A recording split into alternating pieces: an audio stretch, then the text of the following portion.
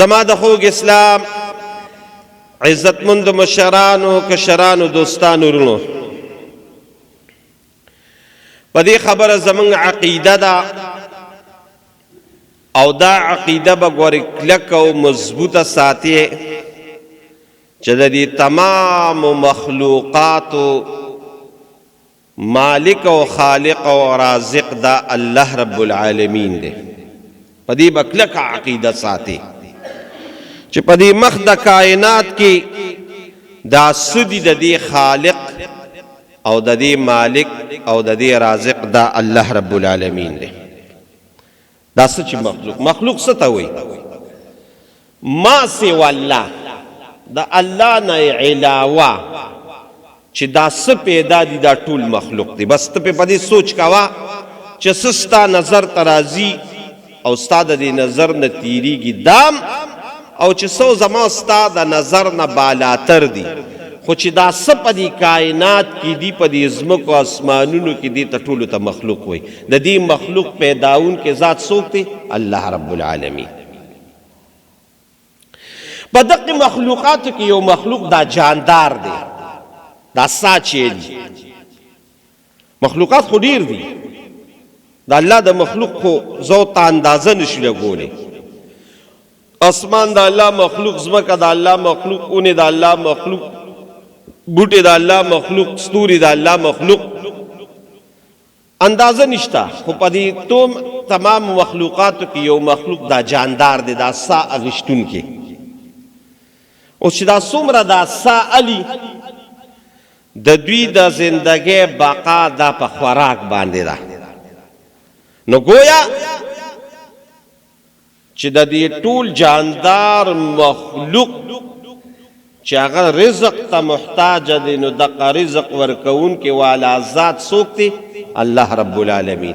نو الله د دې ټول مخلوقاتو چې کم رزق خوري د دې رازق هم دی. او د الله مخلوق څومره دی؟ وما يعلم جنود ربك الا هو. الله ته پته لګي. مونږ خو صرف وهابونه دي چې په دې خپلو سترګو دا بعضې مخلوقات دي. بعضې مخلوقات داسې دي چې زمونږ او د ستاسو د سوچ او د فکر نه ماورا دي. هغې مخلوقات چې کوم جمدي دي، الله ولا رزق ورکوي، او د دې رزق دا ذمه الله په خپل اغشتې ده. تیمور جانه وما من دابة في الارض الا على الله رزقها. چې څه په مخ د دې ځمکې دي او دا ګرځي سا پکې ده، الله وی د دې د ټولو رزق ذمه زما په ذمه باندې ده، او ورکوي یې الله، ورکوي یې الله. ان الله هو الرزاق ذو القوة المتين. بالکل هر چاله چې د چا څومره د رزق ضرورت دی، الله د هغې ضرورت مطابق قسم بالله الله هر مخلوق له رزق ورکوي.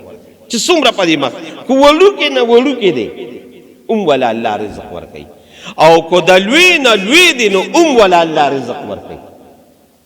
په دې روایاتو کې تیمور جان داسې راځي چې د الله خو عجیبه مخلوقات دي. په دې مخلوقاتو باندې یو وخت کې د حضرت سلیمان علیه السلام باچهي راغلی ده، خو زمونږ او ستاسو دا باچاهي چې وي نو دا په انسانانو باندې وي.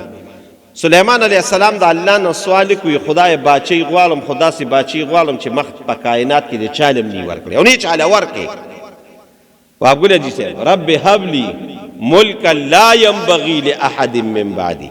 خدای باچهي داسې راکړي چې په مخ د کائنات کې داسې باچهي چالم الله ولا ورکړي. نو قرآن شریف کې الله وی وحشر لسلیمان جنوده من الجن والانس والطير. په هر څه باچهي، نو په دې میږو باندې باچهي وه، او د دې میږو د دې باچاهۍ بعضې واقعات وهابګل جي صاحب الله په قرآن کې ذکر کړي دي. بلکې دا یو خبره بله وره، په قرآن شریف کې یو صورت د میږي په نوم باندې دی، صورت نمل. نو بعضې واقعات قرآن کې راغلي دي، بعضې تاریخي روایاتو کې راغلي دي. نو تاریخي روایاتو کې یو واقعه داسې ده چې سلیمان علیه السلام په میږو باندې باچهي و، نو یو ځل یو میږي نه تپوس وکړ، وایي ته څومره خوراک کې؟ نو میږي ورته یو عجیبه خبره وکړه، دا ستاسو خپل ذهن کې م راولې.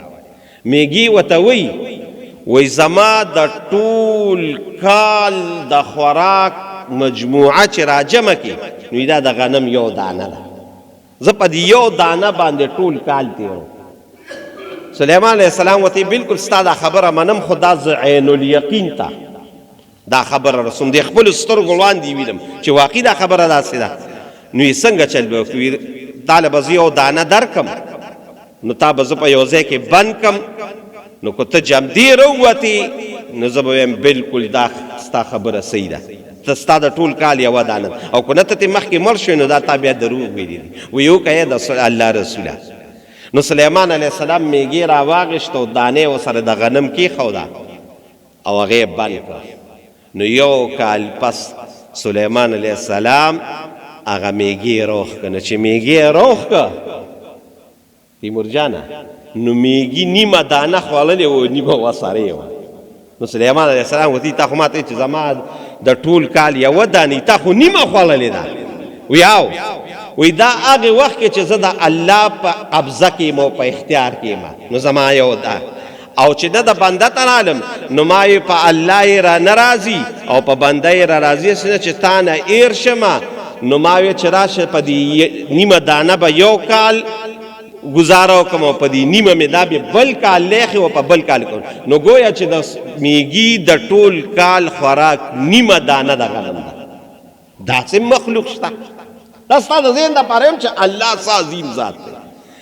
او داسې مخلوق شته د الله چې دومره خوراک کوي، دومره خوراک چې ستا د عقل به اوس وخوځي. څنګه به وخوځي؟ دا خبره او دا کما روایت چې ته زه یم نو دا داسې کتابي یا قصوي روایت نه دی. مولانا تیمور جان صاحب ناست دی، دا په حدیثو کې دا واقعه ده، او زمونږ د احادیثو یو وړوکې شان رساله ده، په هغې کې هم دا واقعه ده چې سلیمان علیه السلام یو ځل الله ته ووي ته دې ټولو مخلوقاتو له رزق ورکې، وی یو وخت وله زم رزق دې ټولو مخلوق له ورکو. الله ورته دا سته نشي کولی. وی یا الله چې ته یې نشم کولی، بالکل یې نشم کولی، خو خیر دی زه یې په دې خپلو سترګو باندې لږ ووینم. وی ښځه شروع کړه. نو ما خو تاسو چې د سلیمان اسلام پیریان او دیوان دا ټول دغه نو شروع یې وکړه، نو غنم، نو جوار، نو شپږ میاشتې چې پیریان یو شیز راغونډ کي، دیوان یې راغونډ کي، انسانان یې راغونډ کي، دا به څومره خوراکي. نو یو عظیم درستخان د سمندر په غاړه باندې واچو، وی چې ستا څومره مخلوق دی شپږ میاشتې ګورې پخولي یادېږي، شپږ میاشتې، او چې څومره انتظاماتو په زرګونو نه په لکونو میخ کې او غویان او څو دا یې ټوله لال کړل او خوراک یې تیار کړ. شپږ میاشتې یا خدایه پخولي یادېږي، دا په روایاتو کې چې شپږ میاشتې پس یې خوراک تیار کړ چې د کروڑونو انسانانو خوراکو. نو الله ته وی خوراک مې تیار کړ، اوس میلمنو ته وی راځه. انسانانو ته وی ښه، وی زما خو مخلوقات ډیر دي، یو په سمندر کې دي یو په اوچه دي. لومبې کم یو ته وویم؟ وی یاره د سمندر دا به تې مخکې کړو وروسته به بیا دې نورو ته ووې. نو چې د سمندر په خوا کې هغه درستخان اچولو د شپږو میاشتو خوراک یې پې تیار کړو. الله د سمندر یو کپ ته حکم وکړي ورشه نن له سلیمان علیه السلام روټۍ کړې ده. نو بس هغه ورغې او تاسو تیمور جان څه کې دي؟ دا طالبینو کو څه کې دي؟ هغې کې دي. نو هغه چې کب راغی او کوم ځای د خوراک وي دا دی. تاسو د الله په ذات یقین وکړئ، په روایاتو کې راځي وی کب خوله اوچته کړه او په یو نوړی کې د شپږو میاشتو هغه خوراک واچو تېرې کړه. سلیمان علیه السلام حیران پاتې شو، ورته دا دې څه چل وکړ؟ دا دومره خوراک؟ الله اکبر! یقین د الله په ذاتو کې دا په روایتو کې دي. وی کب ورته وی چې ښه ته خو عظیم پیغمبر یې دا وخت ته میلمنو ته دا وایه چې میلمه دې راشي ته ورته چې دا څومره خوراک دې وکړه؟ هغه وی په دې نیمه شپږ میاشتې به د نور مخلوق سره چل کوم، تا خو د ټول مخلوق. وی ای د الله بنده تا شپږ میاشتې کې دا یو خوراک تیار کو، دقه شان رب العالمین مال روزانه دوه نوړی راکړي. بس سلیمان علیہ السلام الته بیهوشه پرېوته الله ته سجده ولګوله وی واقع چې الله ته ان الله هو الرزاق ذو القوة المتین. نو دا الله داسې مخلوق هم شته رازق الله رب العالمین دی او ټولو له ورکوي. نو په دقې مخلوقاتو کې زما عزتمند ورونو موږ هم الله رزق راکوي او الله نه به د رزق سوال هم کوي، الله ته به د رزق دعاګانې کوي چې الله رب العالمین. نو الله رب العالمین دا خو الله وعده چې زه به هر چا له رزق ورکوم. نو په دقې رزق ورکوونکي کې چې ورکوي ولا الله په دې کې موږ انسانان یو، موږ هم الله رزق راکوي. بغیر د رزق نه زندگی نه تیری. رزق څه ته وایي تیمور جانه؟ د رزق اطلاق صرف په خوراک او پسکاک نه دی. وایا د رزق اطلاق زمونږ د علماوی د انسانی زندگی څومره ضروریات دي د دې رزق اطلاق دی. یوازې د خوراک ساک نه دی، دا چتم دی، دا موږ له الله راکړی، دا بسترم ده، دا بیمار شو دا دویم ده، دقه شان لګیا یو په دغه باندې واګوله جي صاحب هغه د پیښور نه راغی په موټر سایکل باندې، دا ټول الله موږ له راکړي، دا دې ټول اطلاق پر رزق باندې. نو د دې د رزق ورکوونکي ذات دا د الله رب العالمین ذات دی او دا براکوي الله رب العالمین. د دې وعده الله کړی، تاسو ته مو نه وي چې الله وعده کړی چې زه به دې ټول مخلوق له رزق ورکوم. نو موږ هم دغه دې رزق راکوي.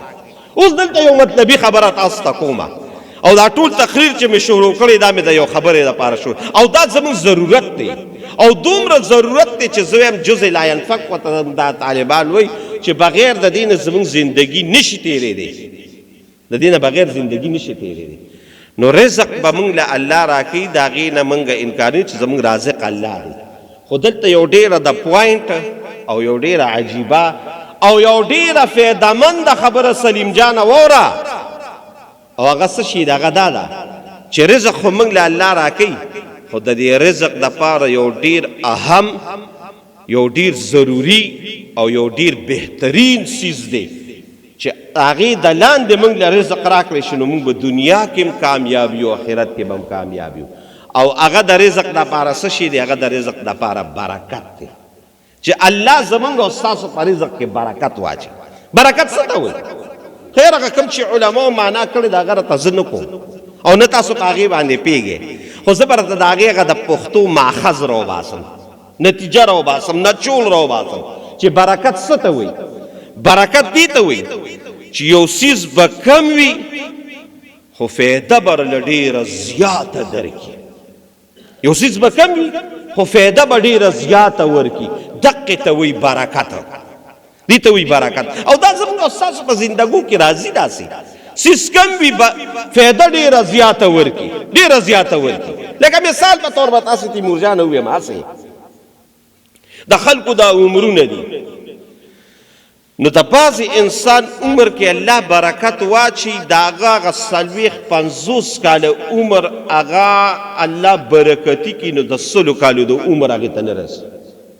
چې یو کس له 100 کاله ورکړي هغه 100 کالو کې به هغه دومره کامیابی حاصل نه کړي چې دې څومره په دې 560 کاله کې الله مقام ته ورسي. دا ولې د ده په دې عمر کې الله برکت واچو.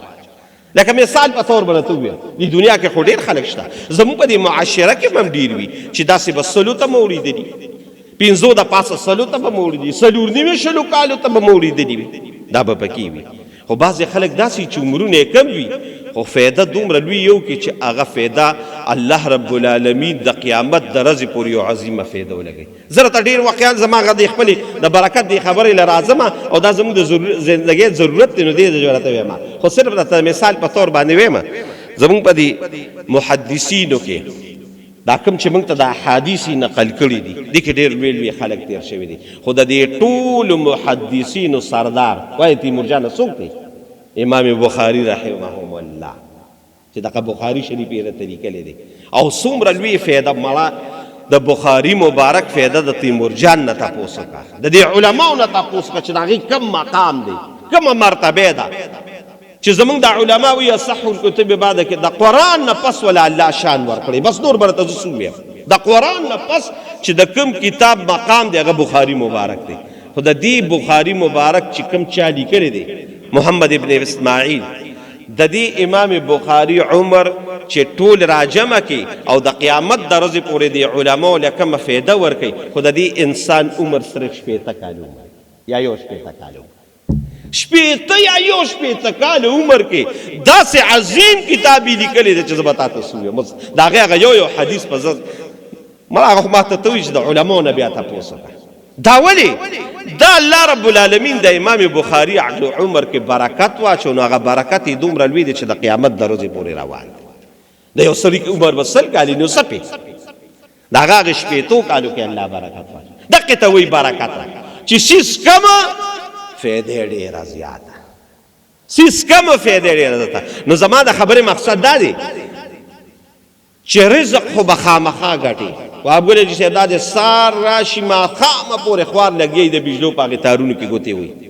دا پکې خامخا خو اوس په دې کې برکت اچول چې دا فایده ډېره وکړي دا ډېر ضروري څیز دی اوس به دا رزق خو الله راکوي د هغې خو الله وعده کړې ده خو ته وایې چې زما په دې رزق کې برکت راشي نو د دې رزق د برکت دپاره زمونږ یو ډېر عظیم نامور عالم ډیر عظیم محدث ډیر عظیم انسان خیر هغه علماو ته پته لګي د هغې چې زه تاسو ته هغه نه شم خو علامه ابن قیم رحمهم الله د دې علماو نه بیا تپوس وکړه هغه وایي چې د انساني زندګۍ د انسان په دې رزق کې برکت ما او ګورې د رزق اطلاق تا ته ما مخکې نه ووي چې یوازې په خوراک سکاک نه دی دا د انساني ضروریات زندګۍ چې څومره څیزونه دي دې ته وایي رزق نو په دې رزق کې به برکت سوي نو علامه ابن قیم رحمهم الله یو 4 څیزونه ښولي دي چې په دې 4 اعمالو د عمل وکړه ستا په زندګۍ کې به الله بې انتها برکت واچي ستا په دې رزق کې به الله بې انتها برکت واچي هغه کارونه چې د 200 کالو په عمر کې نه برابرېږي هغه به الله وهابګله جي صرف ستا د 50 کالو عمر کې الله برابري هغه 4 خبرې څه دي هغې باندې راته نن بیان کړو چې هغه د برکت د رزق هغه 4 خبرې کمې دي او ډېر آسان دي خو ډېر زیات فایده مند دي زمونږ د زندګۍ ضرورت دی زمونږ زندگی په زما دی د خدای په ذات باندې قسمی ګولي گلزار کیږي زمونږ د زندګۍ راحت پکې راځي سکون پکې راځي خوشحالي پکې راځي هغه 4 څیزونه علامه ابن قیم په د خپل کتاب کې را نقل کړي دي او دا زده کوي د رسول الله مبارک د احادیثو د لاندې دا نه چې یو من غلط خبره کړې ده 4 اعمال هغه 4 اعمالو باندې موږ تاسو عمل کو ان شاء الله الله به زندگی خشته کوي او ټول د قران د آیاتونو نه ثابته کړي ده لومبه باغی کې څه شی دي الحمدلله موږ ټول یو مسلمانان او ټول چې په دې جمعات کې څومره موجود دي زه د الله رب العالمین نه دا امید ساتم چې دا تاسو چې څومره موجود دي تاسو به د قلمبي عمل باندې د ټولو عمل دي او هغه څه شي دي 5 وخته مونځ دي 15 وخته مونځ چې کوم انسان 15 وخته مونځ کوي خو دې کې به زه یو خبره بیا کوم راته الله رب العالمین به د په دې زندګۍ کې بې انتها برکت اچي بے انتہا برکت 15 والا وقت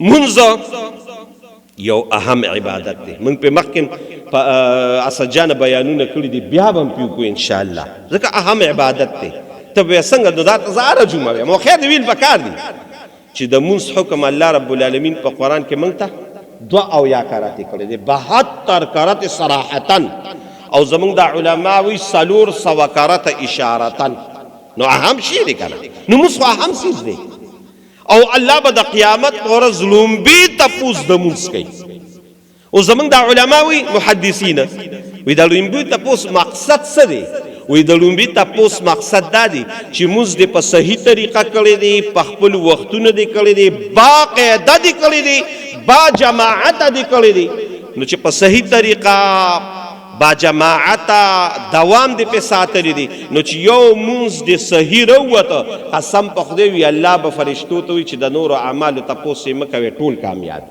مونږ یې کوي مونږ په دا مونږ ځاسي یو څه دی چې دا به ستاسو د نور اعمال زندګۍ باندې لوی اثر ورسي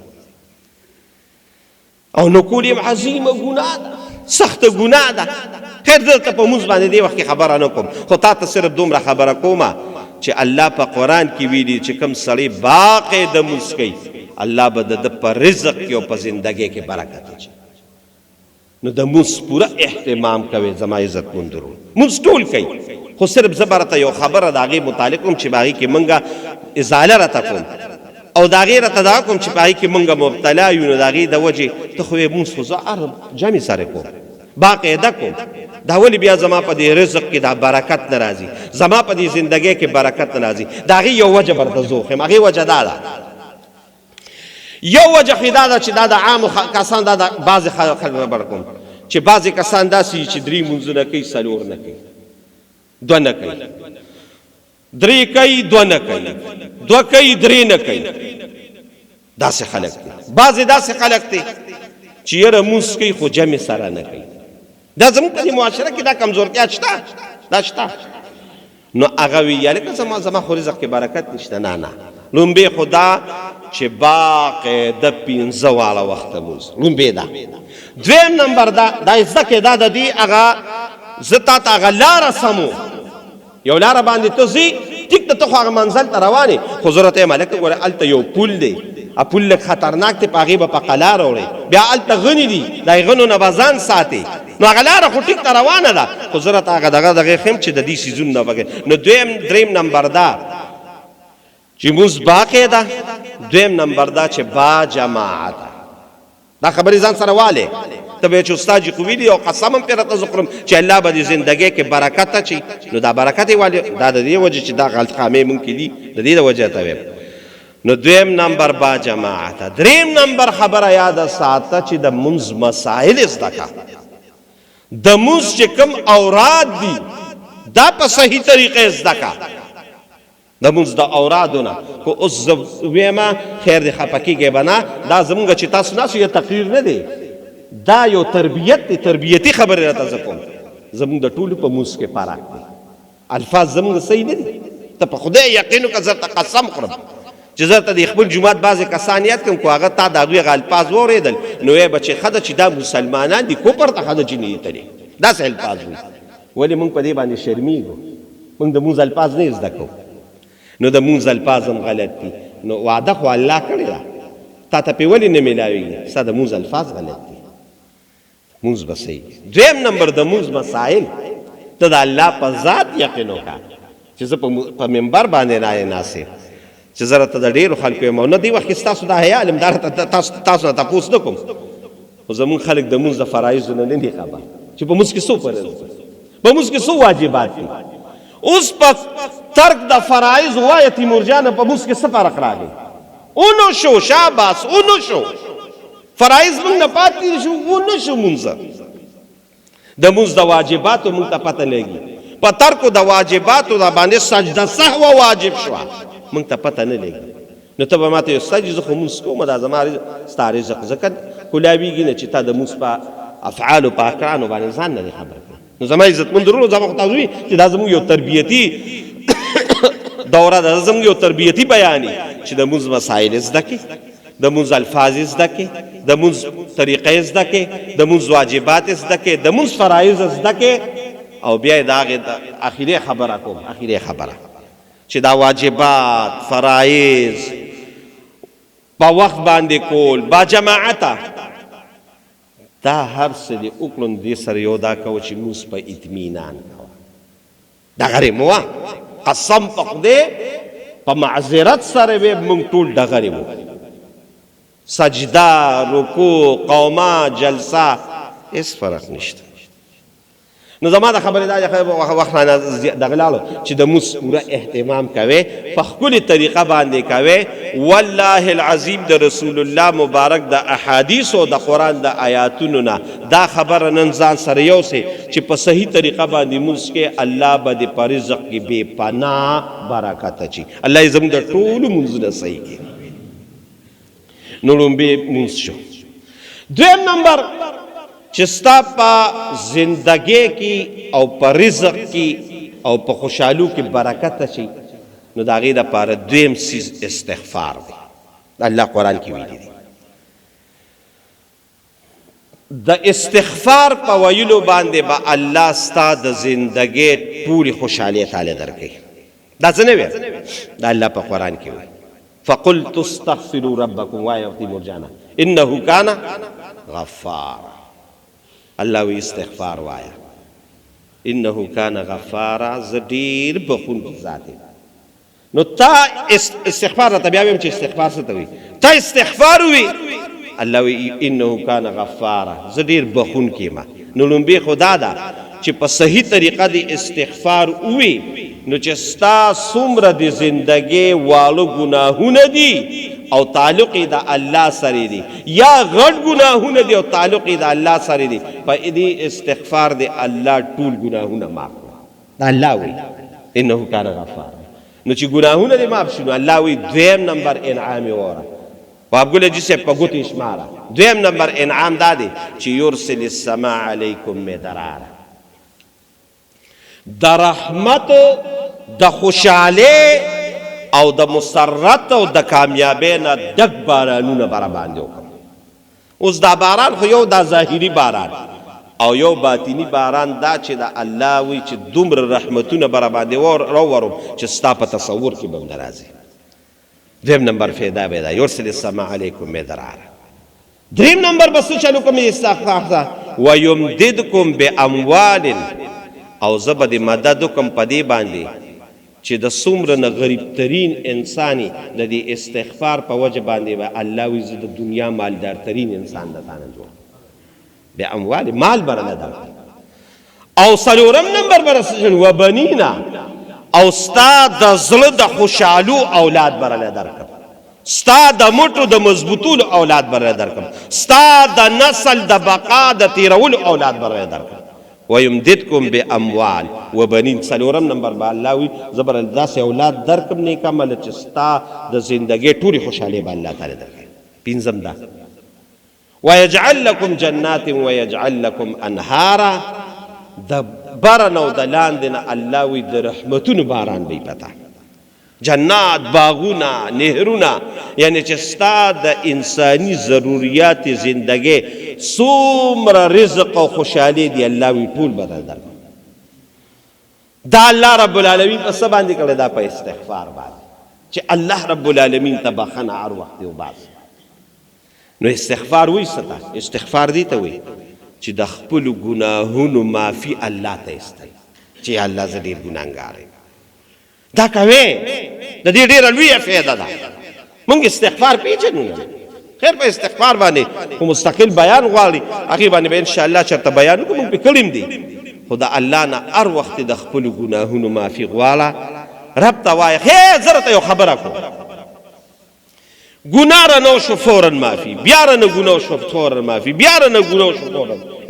رسول الله مبارک وی کو د یو انسان نه زر کرتم ګناه وشوه او دې د الله نه معافي غواړي، الله وی دا زر واړه ګناهونه مې راته معاف کړي. نو معافي غواړي د الله نه، فایده به راته ډېره زیاته. نو دویم نمبر الله وی چې کوی چې زما د په رزق کې، په زندګۍ کې، په جون کې، په مال کې، په اولاد کې، په لمحه لمحه کې برکت راشي. د برکت دپاره دویم نمبر لوی ذریعه د الله په جناب کې استغفار. استغفر الله استغفر الله ربي من كل ذنب واتوب اليه وغيره. د استغفار او بیا د ټولو نه لوی استغفار چې سید الاستغفار ورته رسول الله مبارک ویلی دی، هغه خامخا وایه. وایه تیمور جان اللهم انت ربي لا اله الا انت خلقتني وانا عبدك وانا على عهدك ووعدك وما استطعت. دا الفاظ د سید الاستغفار دي. دا وایه د دې ډېر دا په موبایل کې شته. اوس دور د موبایل دی، په موبایل نه زموږ د شاګرد به راته ولیکي دا سید الاستغفار د ورځې یو 3 ځله سهار وایه، 3 ځله یو ماښام وایه، او دا پکې تصور راوله چې خدای زه د خپلو ګناهونو معافي غواړم. قسم په خدای الله برله رزق زیاتی. نو دویم نمبر ذریعه چې وی زما د رزق کې برکت وي. برکت خو مې ته ابوله چې مخ یاد کړه چې مال به لږ وي خو فایده به ډېره زیاته. شاباس، مال به لږ وي خو فایده به ډېره زیاته وي. نو دویم نمبر د رزق د برکت لوی سبب هغه استغفار دی. او دریم نمبر د رزق د برکت لوی ذریعه چې زما د په رزق کې برکت وي صدقه ده. او صدقه په دوه قسمه ده، یو صدقه فریضه ده چې کوم پتا باندې فرض صدقه ده چې هغې ته موږ په پښتو په ژبه کې څه وایو تیمور جان؟ زکات ورکوئ چې په چا باندې فرض دی. د زکات انشاءالله بل جمعه بله میاشت چې دغه کېږي به د زکات پر دا وکړم، دا ورکوئ چې کوم د باندې فرض دی چې هغه زکات دی، دا ورکوه. دا به ستا په زندګۍ کې برکت اچي، ستا په دې مال کې به برکت اچي. قسم په خدای کو ستا مال الله رب العالمین تبا کی یا ختم کی چې کومې پورې ته د الله رب العالمین په لار کې زکات او صدقه ورکړې. قسم په خدای کو دا الله قسم خوړلی دی. یمحق الله الربا، د سودخور مال به تبا کوم و یربي الصدقات. کوم سړي چې زکات ورکوي الله وی زما د په خپل الوهیت قسم چې د مال به زیاتوم. دا الله قسم خوړلی دی، الله ویلی دي څو ځایونو کې.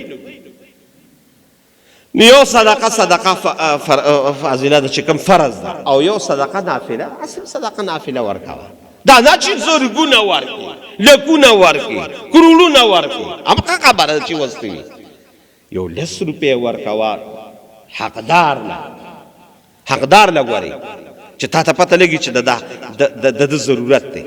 دا چې په جوماتونو کې دا سوالونه کوي ګورې دوی له روپۍ ورنه کوي، دا منې کړی دي زموږ علمای کرام. په جومات کې سوال دا په سوالګري دا پروفیشنل چې کوم اسجانه پیشور دي دوی له مو ورکوي پیسې، دا دوی سره تاسو په ګناه کې مدد کوي.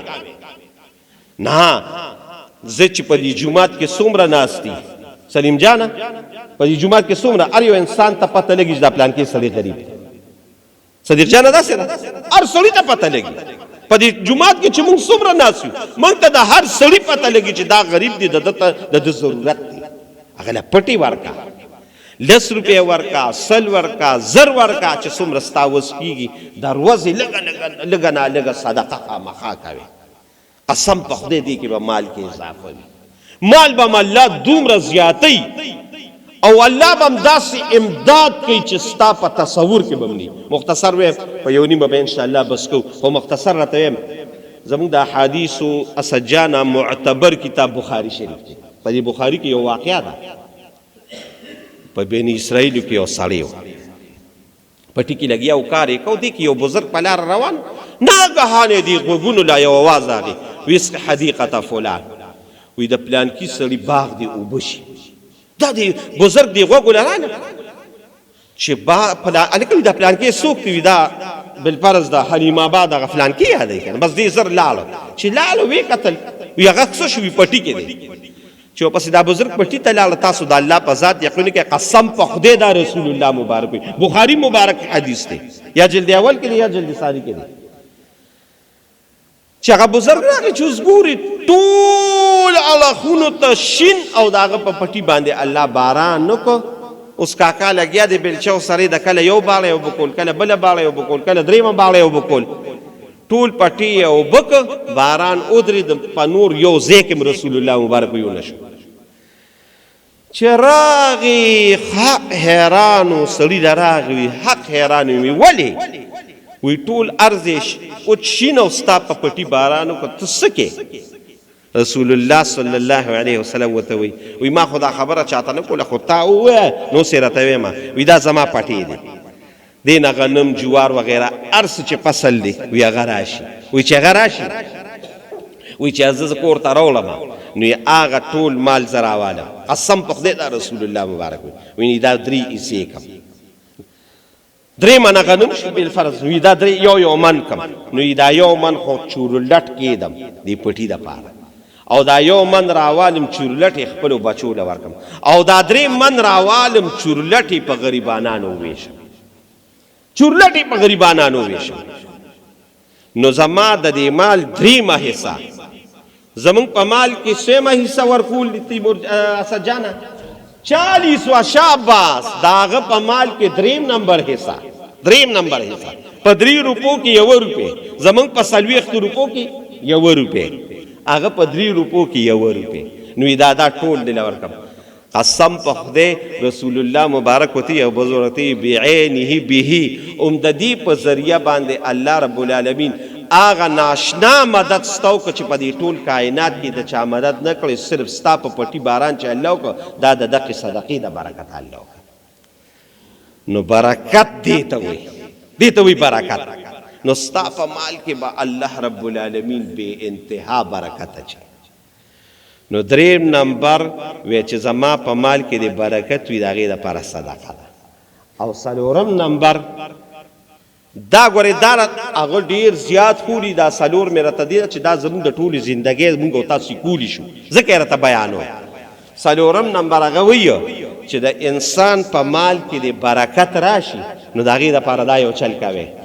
چل خو خیر د خلکو دپاره آسان دی، وهاب ګل حاجي صاحب دپاره آسان دی، تاسو دپاره ویم چې وی زما د مال کې د بې انتها برکت نو داسې چل کوه. د صبح صادق نه راواله، یعنې د اذان نه راواله، د سهار د اذان نه راواله تر د نور د ختو پورې به اوده کېږي نه، د الله په ذکر کې به ځان مشغول. د سهار د اذان نه اصله ما ته ګوره، تا ته ویم ځکه ته پکې ګډوډې. د سهار د اذان نه تر د نور د راختو پورې به دا وخت نه ضایع کې، دا به ټول په عباداتو کې ځان راولي د اشراقه پورې. سهار اذان وشو، خپل تلاوت، خپل ذکر و اذکار، بیا راشه جمع سره مونځ، بیا کو ممکنه و ایثار شلیک جمعات کې. دا نه چې امام دی الله سلام اورو چې بل الله ته ګورم زه په دې کوڅه کې سړی وینم. د خدای بنده د سهار وخت لږ شان رب ته دا سر ښکته کا، بار څه دي خو بار به دقه واله او ماله او کېده او اوچت کا. دقلته موږ الله ته لږ متوجه شو. ډېر بهترین اذکار د سارې راغلي دي، ډېر بهترین اذکار. لږ دا ووایه که اوهو اوس وخت نشته. رسول الله مبارک د تهجد نه راویښ شو، لاړه. د هغه یو بیبي ده غالبا یو ام سلمه ده یو ام حبیبه ده، میمونه ده، حضرت میمونه میمونه د رسول الله بیبي ده چې رسول الله مبارک مونځ له لاړه. دا د پیشمني نه راپاڅېدلې ده، د پیشمني نه. رسول الله مبارک د سهار مونځ وکړو، بیا اشراق وکړو، بیا د ساخ مونځ وکړو، یعنې د سهار د بانګ نه تر د 9 بجو پورې داسې به راته وویل چې رسول الله مبارک راغی. نو میمونه رضی الله تعالی عنهما هغه شان څه ویل، وایي دا ما د الله ذکر و اذکار کو. وایي ښه دې کول، خو زه تا ته یو څلور کلمات ښیم. د پیشمني نه راواله تر د 9 بجو پورې چې تا څومره اذکار کړي دي، د دې څلورو کلمو د برکته به ستا هغه د ټولو اذکارو چې کوم ثواب دی هغې نه به زیات د دې څلورو کلمو ثواب. هغه څه شي دي؟ سبحان الله وبحمده وایه، عدد خلقه ورضا نفسه وزنة عرشه ومداد کلماته. مخکې مې درته ویلي د سهار د تهجد نه راواله تر د 9 بجو پورې یو سړی ناست یو ذکر و اذکار کې هغه ده وي، او د سهار د مونځ نه پس صرف دا څلور کلمات وي، د ده لوی شان دي د الله په جناب. موږ څه چل کوو، سلام هم نه اورولې بنډه وو لږ د خدای بند. نو ګورې دا د سهار د دې اذان نه راواله تر د اشراقه پورې چې دا وخت په عبادت کې تیر کو، په ذکر و اذکار کې دیگر کو. والله بالله ثم تالله الله به د هغې ځای نه د رزق بندوبست وکړي چې ستا په وهب او ګمان کې باندې د رزق لویه دروازه ده، موږ ته ځان دغه کړی. نو بس رزق مخکې او موږ ورپسې. هغه دا دی چې رزق ته به مخکې او رزق به د پسې وي. موږ نه مخکې رزق دی او موږ ورپسې لکه بېدبي دې معافي او بیا دې معافي لکه د زناورو د سپو پسې روان. نه دا رزق ځان پسې روان کا، دا د دې د کلمات د برکت. نو د سهار د مونځ نه راواله سجانه تر د اشراقه پورې به خوب روجانه نه کړي. بس ته ګوره چې ستا خو دا مستقله دا نه چې بس صرف موثق او خبره ختمه. نه نه نه نه نه، الله ګورې داسې نه کوي. الله دا عادت شریفه ده چې تا به ګورې لږ شان احسب الناس وایه ان یترکو ان یقولوا آمنا، وایه که نه یار وهم لا یفتنون. څه شو حافظان؟ دا صرف دا نه چې په خولې باندې ایمان. نه الله وایي لږ بازمېخ کومه، لږ به ته د خپل لاس مونه کار علي، بیا ته ګوره چې زه بیا څه چل کوم. نو ابوګل حاجي صاحب څلور اعمال مې راته وښول. یو باقاعده 15 واړه وخته مونځ، دویم نمبر استغفار، دریم نمبر صدقه، او څلورم نمبر د سهار نه راواله تر د اشراقه پورې د الله په ذکر کې ځان مشغولول. ته دا څلور کار وکړه، او ستا په رزق کې هغه ناشنا برکت رانغی چې تا د دې ځمکې نه اسمان ته عرش مولا ته ونه رسو چې څه جرم به څه منم. الله دې موږ ټولو ته توفیق راکړي. ان شاء الله په دې به عمل کوو کنه. وعده را سره وکړو زه تاسو نه وعده علم خو خیر دا وعده را سره چې په دې څلور والو خبرو به ان شاء الله موږ عمل کوو ان شاء الله. وسره وایي ان شاء الله کو به الله دې موږ ټولو له توفیق را نصیب کړي. واخر دعوانا الحمدلله. دعا کوي الله زموږ په حال باندې رحم کړي. الله موږ او تاسو له دې توفیق را نصیب کړي. الله رب العالمین دې سرول والو اعمال موږ او تاسو له توفیق را نصیب کړي. د دوانو جهانو خیر دې الله نصیب کړي. د دوانو جهانو شر نه دې الله محفوظ کړي. او په دې خبرو په دې اعمالو دې الله موږ او تاسو له دوام را نصیب کړي. او الله دې زموږ او تاسو د حلال رزق فراخ کړي او د حرامو نه دې الله وساتي. دوانو جهانو خیر دې الله نصیب کړي. جامع مسجد حلیم آباد ته څومره منځګزار راځي الله د ټولو قدمونه پته نه کوي واچي. چا موږ ته دعاګانې ویلي دي الله کو دوی ویلي دي او کو د سکرین په ذریعہ موږ ته چا د دعاګانو لپاره الله د ټولو دعاګانې څومره مردگان د علی اسلام وفات دي الله د ټولو مغفرتونه نصیب کړي. الله د ټولو قبرونه جنت د باغچونه خصوصا زموږ په علاقه کې عزت شاه استاد د عبد الله شاه پلارو عزت شاه سیکل استاد هغه وفات شو. الله دې هغه مغفرت نصیب. نور تاسو زموږ څومره مشران وفات شوي دي الله دې ټولو مغفرت نصیب او الله دې د دوانو جهانو خیر نصیب. او یو دعا په اخلاص باندې وکړئ. تاسو به وینئ چې زموږ د جومات منګ روغن که او رنګونه مو کړل په دې باندې ډېر لوی خرچه راله. خدا یو عظیم انسان چې د مجاهد اعظم فخر کشمیر الحاج محمد امین باباجی رحمهم الله یو نصیری حاجی حضرت مولانا الحاج حاجی فرمان الله صاحب دامت برکاتهم دا د غوی د برکته اغوی چاته وي او ډیر لوی مهنت وکړو. دا غوی د برکت هغوی هغه پیسې راولېږلې. دا غوی د نسو په لاس باندې لګیا دي کار لا جاري دی. خو تاسو ته یو دردانه فیل کوو چې هغه موږ سره ډېر لوی احسان وکړو. د مولوي صاحب سره اصل کې مولوي صاحب سره د هغه ډېره مینه محبت او ډېر ښکلې دوستي و. نو هغه دوستي هغه نباوي. نو هغوی دا دغه کړې دعا وکړي چې الله د هغه په ژوند کې په زندګۍ کې برکت واچي. او بیمار دی په کټ باندې پروت دلته په ابو ذهبي کې دی دعا ورته په اخلاص باندې وکړي چې الله ولې صحت او عافیت ورکړي. الله ژوند کې برکت واچي. دا کم احسان چې تاسو موږ سره د جومات سره وکړو د الله رب العالمین هغه رحم هغه ولټو. الله دې د دې عوضي په دنیا او په آخرت ورکړي. مال کې دې الله برکت واچي او صحت دې ولا الله ورکړي. عافیت دې ولا الله ورکړي. د خیر زندگی دې الله ورکړي. یو بچی دې محمد الله دې ورته د هغه خوشحالۍ نور هم اخولي کړي او ژوند کې دې الله ډېر برکت. څوک مساجد سره مدونه کوي الله زندګو کې برکت واچي برحمتک یا ارحم